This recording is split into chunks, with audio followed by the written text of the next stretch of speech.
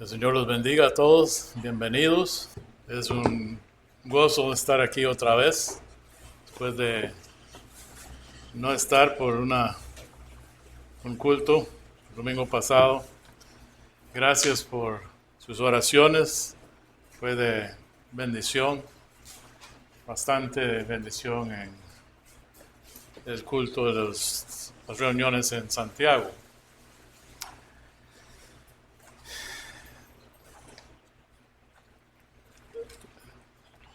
Estuve escuchando como un mensaje, una charla sobre el libro de Jonás y me impresionó tanto que decidí compartir unos mensajes sobre este libro. Es un libro corto, tiene solo 4 capítulos, pero es un libro que nos enseña unos principios muy importantes. Se trata de un profeta rebelde. ¿Qué podemos aprender de un profeta rebelde? Bueno, en este caso podemos aprender muchas cosas y con la ayuda de Dios vamos a notar varias cosas. Lo que yo pensé es dividirlo en 4 mensajes. Un mensaje por capítulo. No sé si es la mejor manera de dividirlo, pero creo que se divide bastante fácilmente entre los capítulos. Tenemos la historia de un profeta rebelde. Era un profeta de Dios. Dios lo había llamado. Pero él respondió de una manera no según la voluntad de Dios, por lo menos en el principio. No se sabe con seguridad quién fue el que escribió el libro. Muchos creen que fue Jonás mismo, aunque la historia se cuenta en tercera persona, como si fuera otro, pero hay muchos, parece que creen que el libro fue escrito por él mismo, el profeta. Tal vez pudiéramos sacar varios temas principales del libro, pero quiero enfocar especialmente en uno, y eso es la infinita misericordia de Dios para toda persona. Y con eso vemos la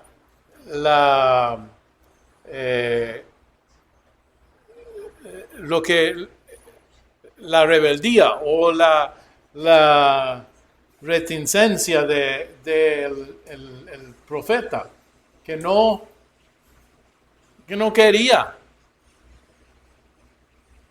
predicar la misericordia de Dios. Y sabemos por qué no quería, porque él mismo confiesa después por qué no quería predicar la misericordia de Dios, el arrepentimiento, pues. Él no quería compartir esa misericordia del Dios de infinita misericordia. Los versículos claves, tal vez voy a enfocar en 2 versículos principales. En capítulo 2, versículo 9, dice, eso es la oración de Jonás cuando estuvo en el vientre de la pez. Eso fue la última parte de su oración que él dice así, mas yo con voz de alabanza te ofreceré sacrificios, pagaré lo que prometí, la salvación es de Jehová. Me impresiona ese versículo, me impresiona lo que es la oración de él, el corazón de él en ese momento. Pero parece que fue un poco corto esa disponibilidad de Jonás. Y el último versículo del libro es interesante también, porque es una pregunta termina con una pregunta que no tiene respuesta. Es una pregunta y así termina el libro. Dice, y no tendré yo piedad de Nínive, hablando con Jonás, aquella gran ciudad donde hay más de 120,000 personas que no saben discernir entre su mano derecha y su mano izquierda, y muchos animales. Y así termina. Dios termina con esa oración, ese libro. Perdón, bueno, era palabra de Dios. Jonás termina ese libro con esa oración. ¿Por qué? ¿Por qué termina el libro con esa oración? Bueno, vamos a tener que dejar eso. Tal vez en parte es para que nosotros contestamos esa oración. Tal vez Dios quiere que nosotros contestamos esa oración. Luego, tenemos también como lema, como un enfoque principal, un enfoque muy importante, y es la representación de Jesús en ese libro. Los 3 días en el pez habla de la muerte y la resurrección de Jesucristo, y aún se menciona en el Nuevo Testamento ese hecho. La salvación de los de Nínive por causa de la predicación del arrepentimiento. Y es lo que representa a Jesús en el Evangelio, que abarca toda la humanidad, todas personas.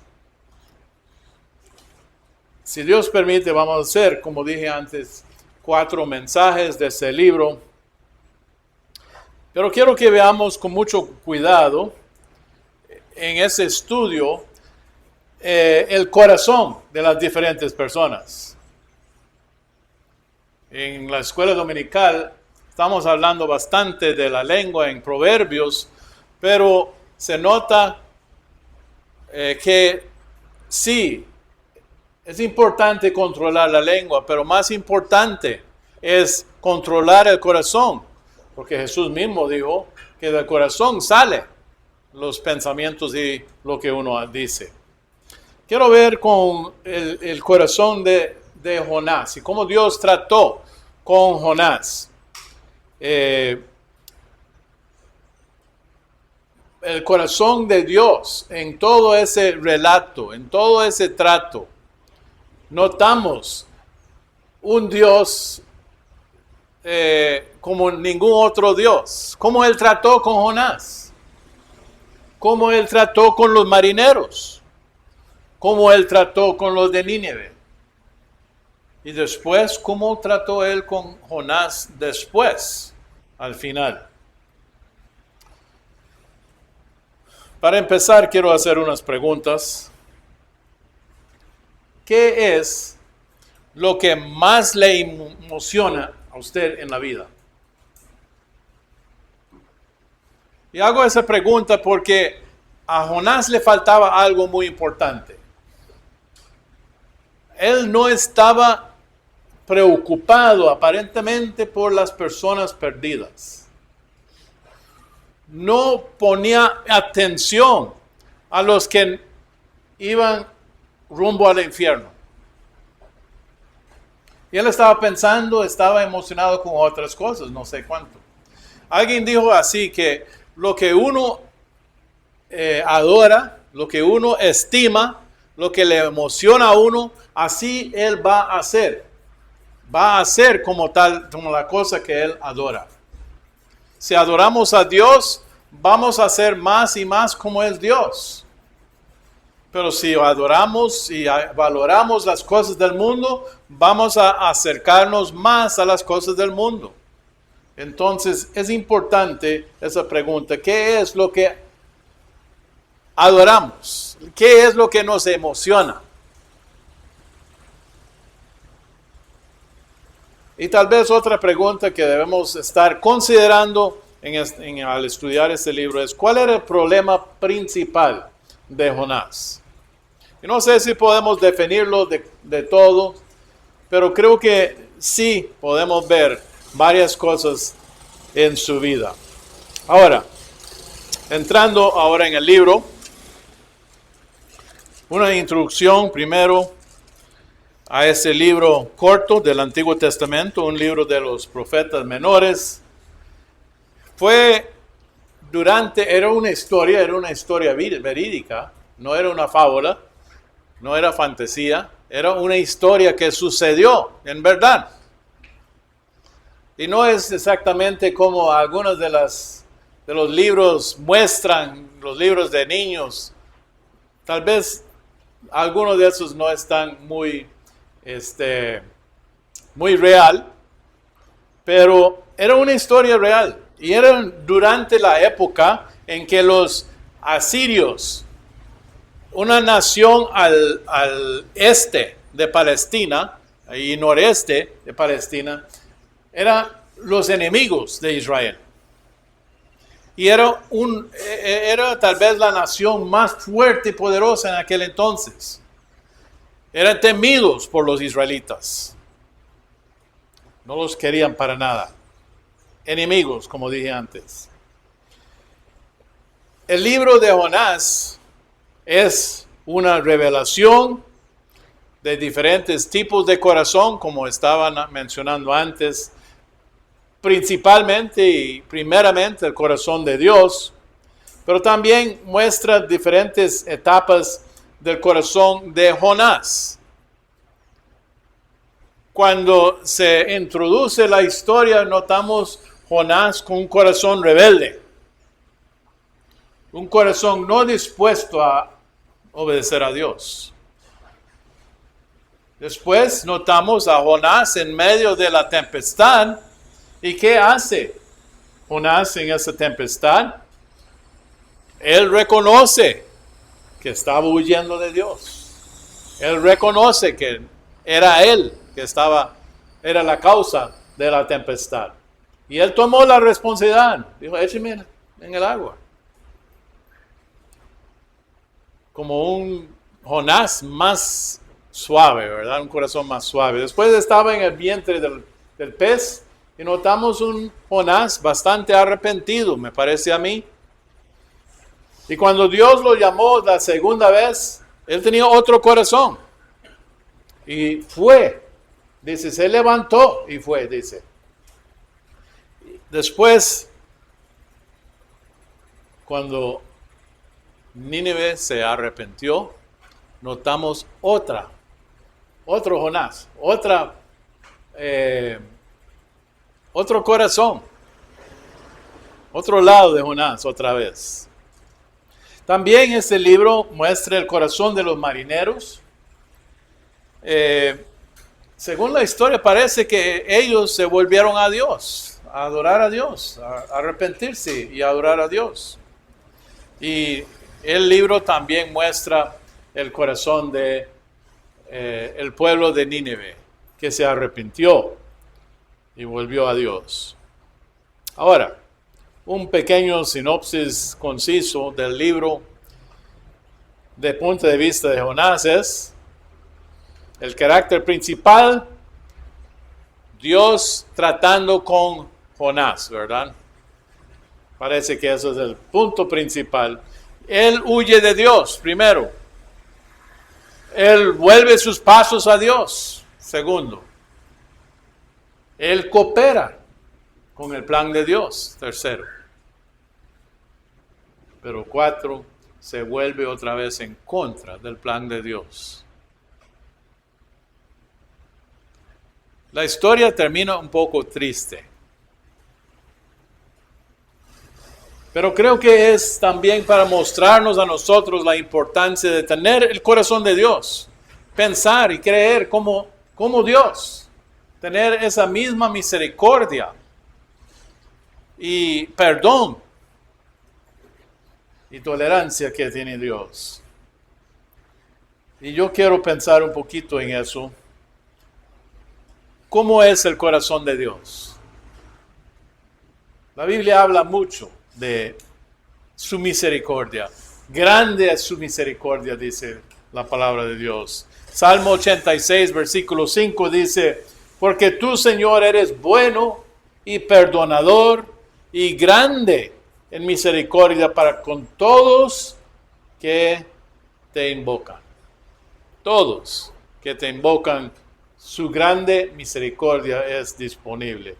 En el versículo 15 del mismo Salmo 86 dice, mas tú, Señor, Dios misericordioso y clemente, lento para la ira y grande en misericordia y verdad. Muchas veces tenemos el Dios del Antiguo Testamento como un Dios bravo, un Dios con juicio sobre cualquiera que hace lo malo. Y Dios es así. Pero aquí dice que es lenta para la ira, es lento para la ira. Él prefiere y quiere ver el arrepentimiento. Él quiere dar la misericordia. Ese es su corazón. Dios es misericordioso, pero también es un Dios santo y justo. Él tiene que tratar con el pecado, pero dice que es lento para la ira.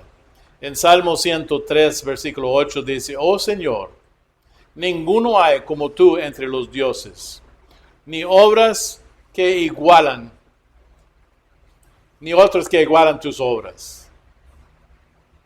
145, 8 en Salmo, oh Señor, lo tengo repetido. Segundo de Pedro, capítulo 3, versículo 9, dice, el Señor no retarda su promesa, según algunos la tienen por tardanza, sino que es paciente para con nosotros. Y el corazón de Dios es no queriendo que ninguno perezca. Ese es su corazón. Eso es lo que Él quiere. Sino que todos procedan al arrepentimiento. Y aún en el Antiguo Testamento, Dios era un Dios grande en misericordia.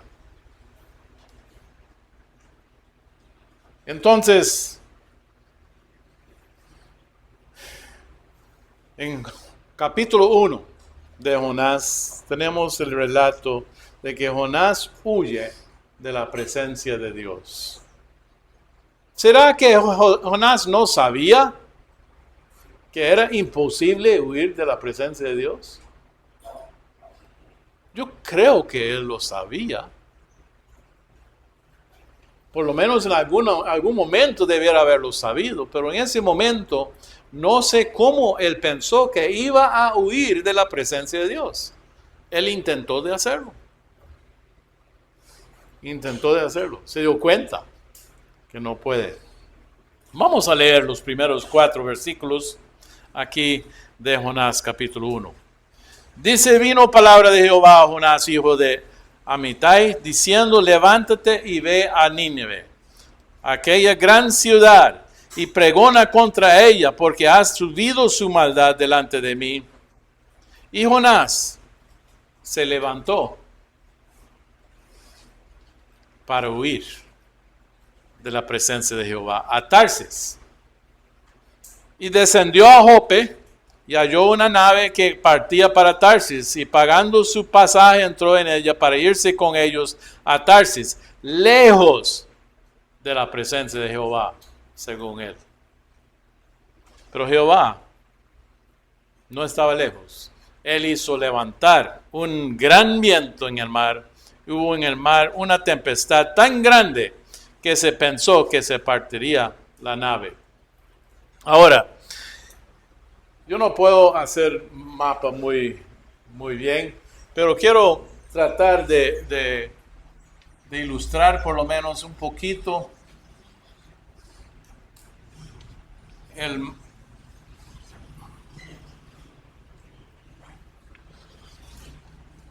aquí está Palestina, en esa parte, aquí está Asia, el mar, aquí, y por allá, no alcanzo aquí, se cree que era Tarsis.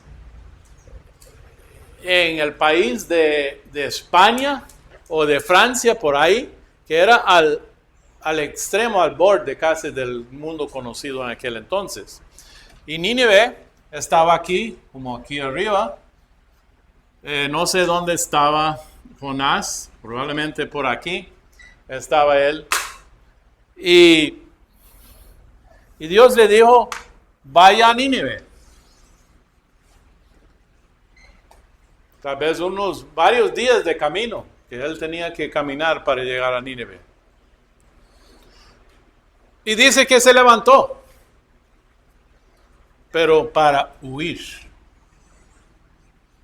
Buscó el puerto de Jope, buscó un barco que lo llevaría lo más lejos que podía, hasta el otro lado del mar.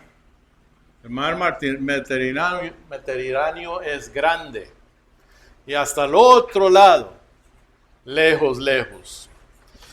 Pero no había logrado escaparse de Dios.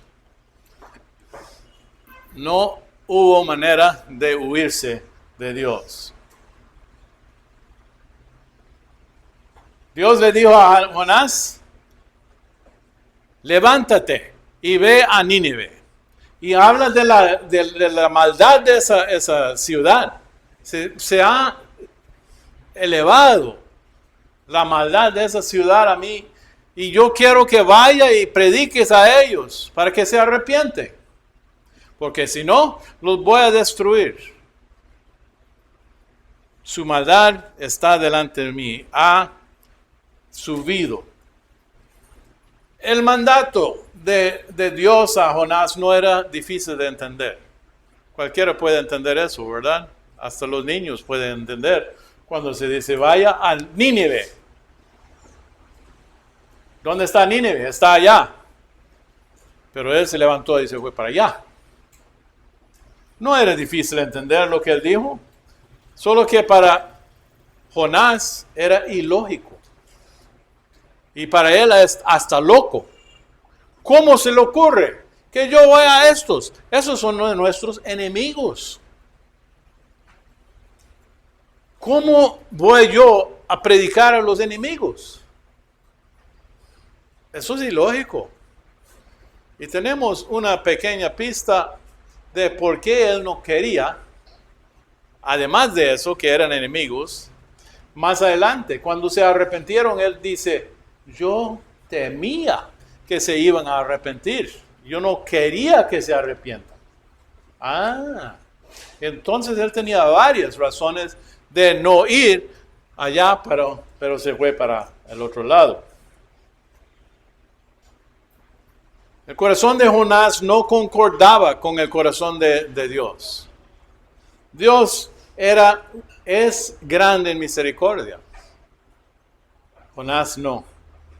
Él no quería el arrepentimiento para ese pueblo, una reconciliación para un pueblo enemigo y rebelde. Dios, el que es grande en misericordia, quería ofrecerles a los de Nínive la reconciliación de ese pueblo, una oportunidad de arrepentirse, pero Jonás no, y se rebeló. Él desobedeció y fue hacia un lugar muy lejos. Nunca llegó a ese lugar lejos y no sé cuánto estaban adentro del mar, creo que no era mucho. Dice que se levantó, se fueron y después se levantó la tempestad. Jehová hizo levantar un gran viento en el mar. Ahora, era Dios que hizo ese viento. Y aparentemente los marineros creían también que era Dios que estaba haciendo eso. Porque no sé si era algo tan fuera de común. Tal vez esa época del año no había tempestades. No sé por qué era tan extraño para los marineros de experimentar una tormenta en el mar. Pero Dios no había terminado con Jonás. Y para mí muestra también la misericordia de Dios con Jonás. Porque Jonás, Dios hubiera podido terminar con Jonás. Ese rebelde profeta que no quería hacerle caso, mejor buscamos otro. Pero Dios no estaba terminado con Jonás todavía.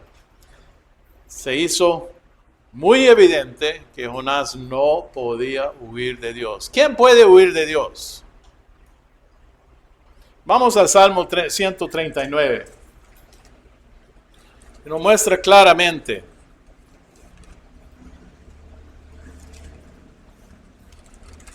Lo inútil es tratar de huir de Dios. Versículo 7, 139, 7. ¿A dónde me iré de tu espíritu? ¿A dónde huiré de tu presencia? Si subiere a los cielos, allí estás tú. Si en el Seol hiciera mi estrado, allí tú estás. Si tomare las alas del alba, habitar en el extremo del mar, aún allí me guiará tu mano, me asirá tu diestra. Si dijere ciertamente las tinieblas me encubrirán, aún la noche resplandecerá alrededor de mí, aún las tinieblas no encubren de ti, y la noche resplandece como el día. Lo mismo te son las tinieblas que la luz. No podemos huir de Dios. Y como dije antes, yo creo que Jonás debiera haber sabido eso, pero lo intentó siempre. Y tal vez él pensó nada más, bueno, yo no quiero hacer lo que Dios me dice, voy a ver que tal vez me deja de molestar si yo voy para el otro lado. Tal vez no era tanto que no creía que Dios lo podía seguir, pero que tal vez Dios le iba a dejar hacer su propia voluntad. Dios hace eso a veces. Pero siempre hay consecuencias, hay sufrimiento, hay consecuencias cuando no obedecemos a Dios. No podemos huir de Dios. Y cuando Él nos dice algo y no queremos hacer caso, va a haber consecuencias, tarde o temprano.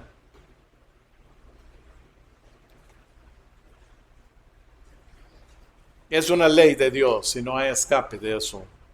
Los marineros creían también que iban a perder su propia vida. Ellos creían que todo iba a terminar y había una gran pérdida, consecuencia de pecado, de la rebeldía de Jonás. Había gran pérdida de mercancía. Echaron todo al mar, imagínense. Era su vida, era su sustento. ¿Quién sabe cuánto perdieron ellos? Consecuencia del pecado y la rebeldía de Jonás. Él hizo sufrir a los demás. Y eso muchas veces sucede también. Nuestra rebeldía hace sufrir a otros, trae consecuencias también a otros, no solamente a nosotros mismos. Los marineros creían que la tormenta era causada por el pecado de alguien en la barca. Y como dije antes, yo no sé por qué ellos creían eso. Solamente que tal vez era una tormenta extraña, que ellos mismos reconocían que eso es supernatural, eso no es normal, no sé. Jonás, entonces, fue señalado, podemos seguir leyendo aquí, él fue señalado del que tenía la culpa de esa tormenta. Mejor lo leemos, versículo 5, los marineros tuvieron miedo.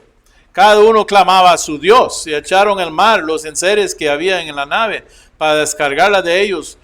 Pero Jonás había bajado al interior de la nave y se había echado a dormir. Y el patrón de la nave se le acercó y le dijo, ¿qué tienes, dormilón?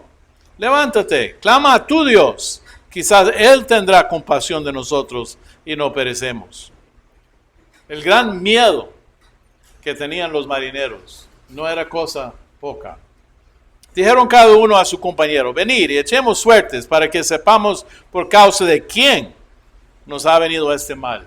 Ellos estaban convencidos de que eso fue algo anormal y fue causa de alguien que estaba rebelándose contra su Dios. Entonces dice, echaron suertes y la suerte cayó sobre Jonás. Entonces le dijeron ellos: decláranos ahora por qué nos ha venido este mal. ¿Qué oficio tienes? ¿De dónde vienes? ¿Cuál es tu tierra? ¿Y de qué pueblo eres? Entonces Jonás confesó. Jonás reconoció que él era la causa de ese gran mal que estaba sucediendo. Y yo respeto eso. Yo creo que él hizo bien en reconocer lo malo que había hecho. Él dice: soy hebreo y temo a Jehová, Dios de los cielos, que hizo el mar y la tierra. Y aquellos hombres temieron sobremanera. Bueno, Jonás, qué problema. Él es no solamente nos trajo ese mal, pero él es siervo de el Dios que hizo todo eso. Y les dio más temor todavía. Entonces le dijeron: ¿qué haremos contigo para que el mar se nos aquiete? Porque el mar se iba embraveciendo más y más. Él les respondió: tomadme, echadme al mar, y el mar se os aquietará. Porque yo sé que por mi causa ha venido esta gran tempestad sobre vosotros. Reconociendo ahora su pecado, su maldad, lo que había hecho, que causó ese mal sobre todos ellos. Y aquellos hombres trabajaron para hacer volver la nave a la tierra, mas no pudieron. En lugar de echarlo al mar de una vez, trataron otra vez de volverlo a tierra, pero no pudieron, dice. Entonces ellos clamaron a Jehová, al Dios de Jonás. Esos paganos clamaron a Jehová y dijeron: te rogamos ahora, Jehová, que no perezcamos nosotros por la vida de este hombre, ni pongas sobre nosotros la sangre inocente, porque tú, Jehová, has hecho como has querido. Los marineros, por todo lo que sucedió, parece que ellos volvieron su corazón a Dios, a Jehová. Entonces tomaron a Jonás y lo echaron al mar, y el mar se aquietó de su furor. Y los marineros todavía más temieron, porque dice, temieron aquellos hombres a Jehová con gran temor y ofrecieron sacrificio a Jehová. Adoraron a Jehová por lo que había sucedido. E hicieron votos. Entonces, Jonás reconoció su pecado, hizo bien. Y él reconoce que era su Dios que hizo el mar. Y era su Dios a quien él se había revelado. Y estaba tratando de huirse con él.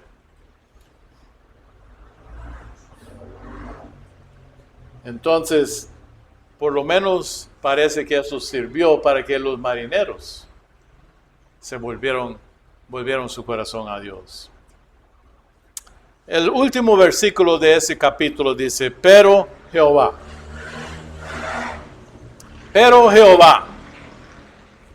La historia no termina aquí. Con que echaron Jonás al mar. La tempestad se había aquietado.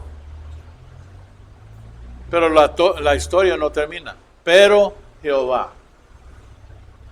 Y es interesante, sabemos la historia, hasta los niños saben la historia, me imagino, todos. Pero para mí es interesante, es importante esa cláusula. Pero Jehová. Nosotros tenemos muchas veces nuestros planes y queremos hacer algo y hacemos todo lo que podemos para hacer lo que nosotros queremos. A veces, aún sabiendo tal vez que quién sabe si es la voluntad de Dios o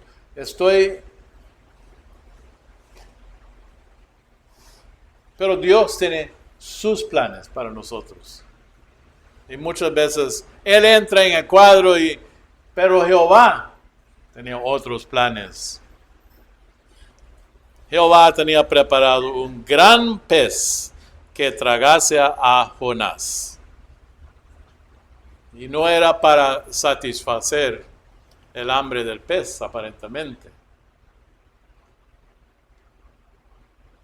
Jonás estuvo en el vientre del pez 3 días y 3 noches. Y así termina el primer capítulo. Sí, la historia no había terminado, no terminó todavía. Tanto Jonás como los marineros ahora tal vez creían que se había terminado. Jonás dice, écheme al mar y eso todo se termina. Pero Dios no permitiría que el pueblo de Nínive no escuchara la advertencia de Él. Y que no tuvieran la oportunidad de arrepentirse. Ahora, estoy seguro que Dios hubiera podido levantar otro para hacer esa obra. Pero Dios no había terminado con Jonás todavía. Su misericordia se extendió a Jonás. La misericordia de Jehová no había acabado. Él tuvo misericordia de los marineros, tuvo misericordia de Jonás. Y su misericordia alcanzaría a los de Nínive también. Pero lo mejor todavía quedaba por descubrir. Ellos no sabían cómo iba a ser. ¿Qué son entonces algunas lecciones que podemos aprender de ese relato? Nuestro concepto de Dios es de suma importancia. ¿Cómo creemos nosotros que es Dios? ¿Cómo creemos cómo es Él?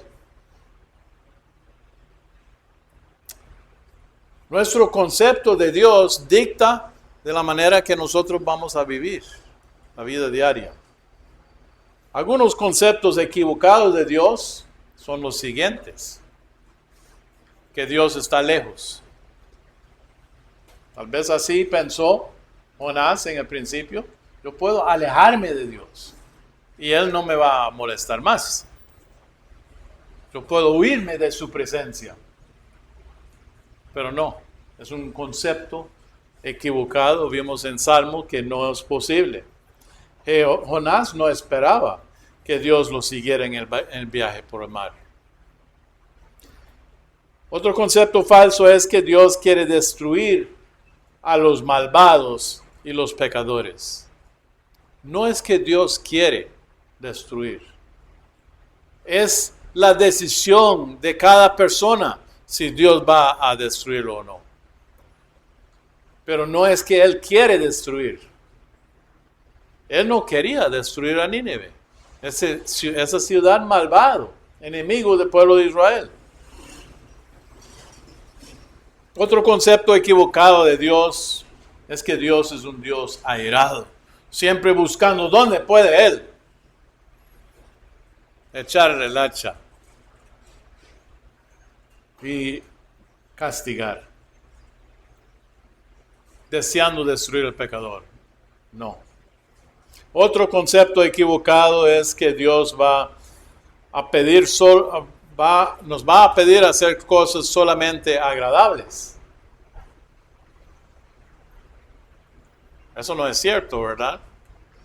Dios, aunque Él nos ama mucho y Él quiere lo mejor para nosotros, y siempre lo que Él hace es bueno, siempre, siempre, pero no siempre va a ser agradable las cosas que Él nos pide.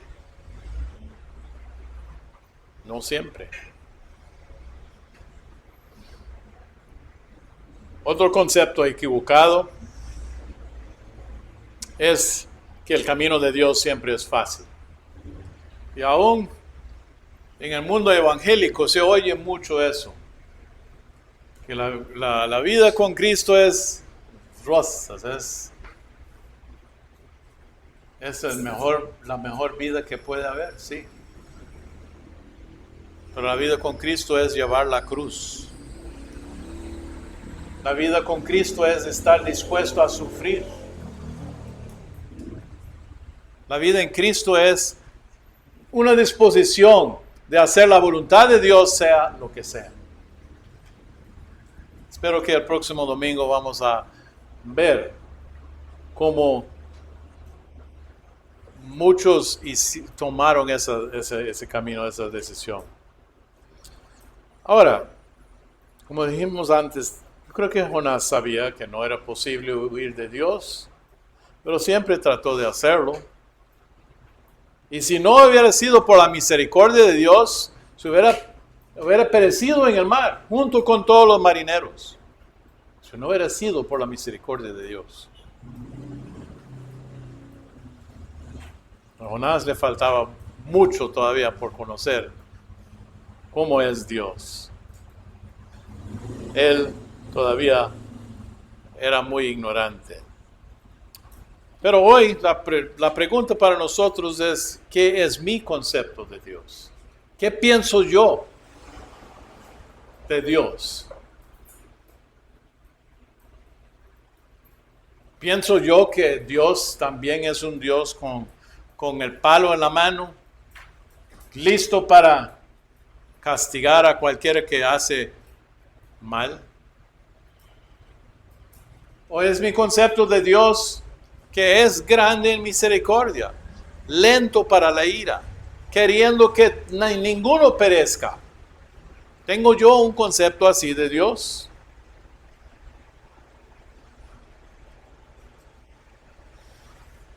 ¿O tengo yo un concepto como de Jonás, cuando Dios me pide algo? Ay, Dios, ¿por qué yo? Ay, no me parece. No quiero, Dios, hacer eso. Me voy lejos mejor. ¿Qué es mi concepto de Dios? ¿Puedo yo hacer eso? Escaparme de Dios. Creo yo en la compasión que Dios tiene. Es mi concepto de Dios un Dios de compasión. Creo yo, estoy convencido que Dios es bueno, siempre bueno. Tuve una pequeña interacción con Aarón ahora en la mañana y le mandé ese versículo de Deuteronomio, que voy a estar contigo donde quieras que vayas, voy delante de él. Y él respondió con pocas palabras y al final dice, Dios es bueno. Dios es bueno, aun cuando sufrimos enfermedades terribles, tumores en el cerebro. Dios siempre es bueno. Creo yo eso. Creo yo que Dios es bueno. Cuando las cosas me van al revés, y me siento desanimado, creo yo que Dios es bueno.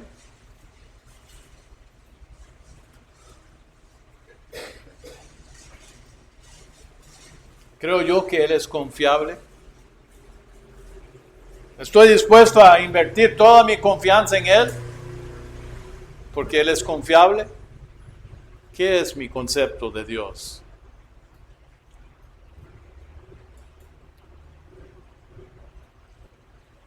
Dios nos llama hoy. No nos llama a ir a Nínive. Nos llama a cosas mucho más fáciles, diría yo, que era un pueblo pagano, y anunciar a aquellos aquellas personas que son nuestros enemigos. Anunciar el Evangelio. Pero Dios nos ha llamado a anunciar el Evangelio. Nos ha llamado a estar dispuestos a ir donde Él nos llama. ¿Cuál es mi respuesta? ¿Cómo respondo? ¿Me da compasión cuando yo veo a personas inmundas, inundadas en el pecado? ¿Estoy dispuesto yo a someterme a la voluntad de Dios y a hacer lo que Él manda? No necesariamente va a ser lo más agradable. No necesariamente es lo que más quisiera hacer. Quizá a veces me parece aún ilógico.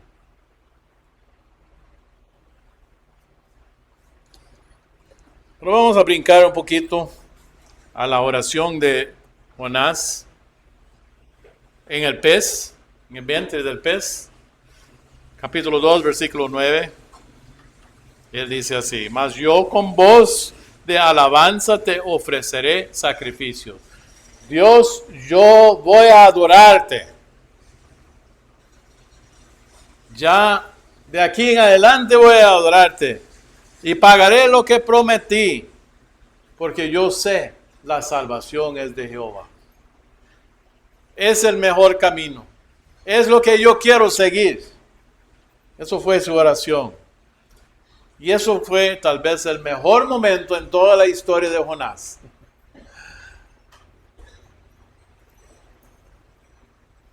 Cuando él prometió adorar a Dios. Su enfoque había sido sí mismo hasta el momento. Estaba pensando en sí mismo. No en la obra de Dios. No en la vida de otras personas, en el destino de otras personas. No estaba pensando en eso, estaba pensando en sí mismo. Ay, yo no quiero ir. Ay, no, mejor me voy largo. Pero ahora Él promete ser fiel y no disertar otra vez. Y Él reconoció que Dios es soberano. Él es el que tiene control de todo. La salvación es de Él. Dependía de Dios. La salvación de los marineros también dependía de Dios. Y la salvación de Nínive dependía de Dios.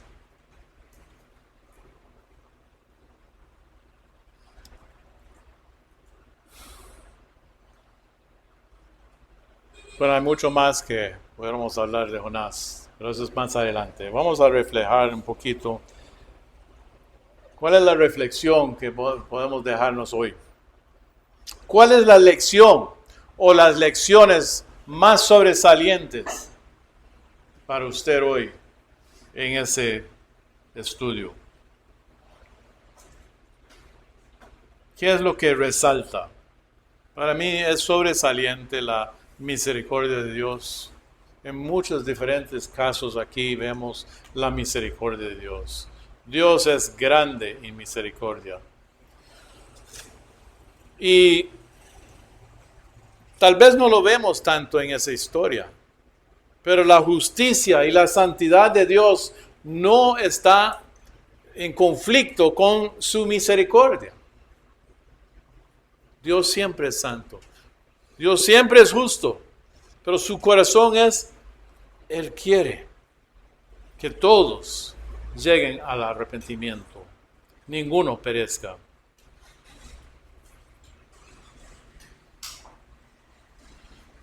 Otra cosa que sobresale aquí es que la rebeldía contra Dios no va desapercibido de Él. Es serio. La rebeldía contra Dios es muy serio. Hay consecuencias. Alguien va a sufrir. Y yo algún día voy a sufrir. Si yo estoy en rebeldía contra Dios. Pero yo quiero que recordamos o pensamos también, ¿qué es lo que a mí me motiva más en la vida? ¿Qué es lo que yo adoro?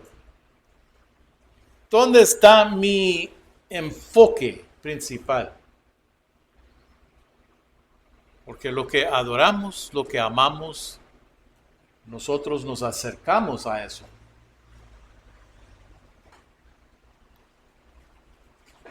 y, y llegamos a ser más y más como lo que amamos. Ojalá que sea, que amamos más a Dios, las cosas de Dios, que cualquier otra cosa.